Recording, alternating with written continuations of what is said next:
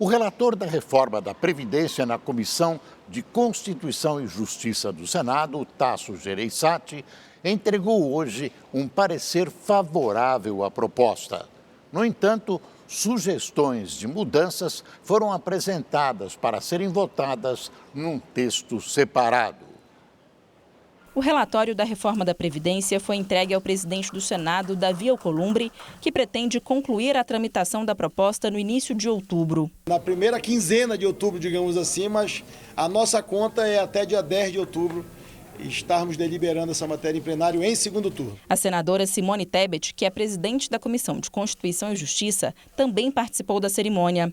Ela fez um acordo com os líderes para que o relatório seja lido na comissão amanhã e votado na semana que vem. Não atrapalha o calendário, eu não vejo por que, mesmo aqueles que são contra a reforma, criarem obstrução em relação à leitura amanhã, porque muitos senadores já marcaram viagem quinta-noite, sexta de manhã, então não vejo dificuldade em relação a isso. Como a aprovação de mudanças no texto poderia fazer com que a proposta tivesse que ser votada novamente pela Câmara, o relator, senador Tasso Gereissati, evitou alterações.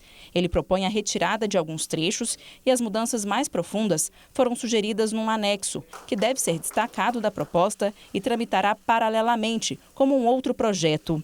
O relator retirou as mudanças na aposentadoria especial de profissionais expostos a agentes químicos e físicos nocivos, como trabalhadores da mineração. Também foi retirada a inclusão na Constituição da regra para pagamento do benefício de prestação continuada, que é destinado para deficientes e idosos que tenham renda abaixo de 1/4 do salário mínimo.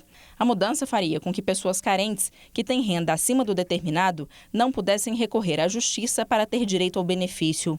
O governo esperava economizar 23 bilhões de reais com o fim desses processos. As exclusões feitas pelo relator reduziram em 30 bilhões e meio de reais a economia prevista com a reforma da Previdência em 10 anos. O texto já tinha saído desidratado da Câmara, economizando 930 bilhões.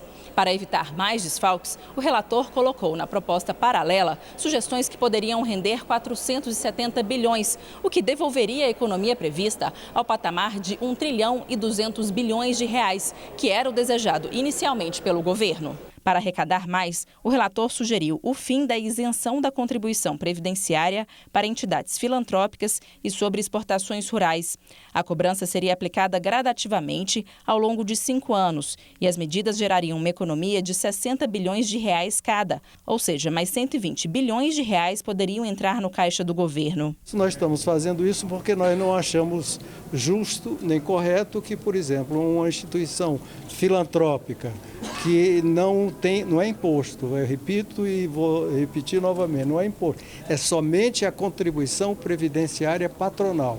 Ricas, riquíssimas, que cobram alto dos seus usuários, não contribuam do lado patronal para a Previdência Social, ficando isso ao encargo do subsídio dado pelo trabalhador até o do salário mínimo. Na proposta paralela, ele também prevê a possibilidade de estados e municípios aderirem à reforma da Previdência por meio de um projeto de lei aprovado pela Assembleia Legislativa ou pela Câmara Municipal no prazo de 180 dias depois da entrada em vigor da reforma.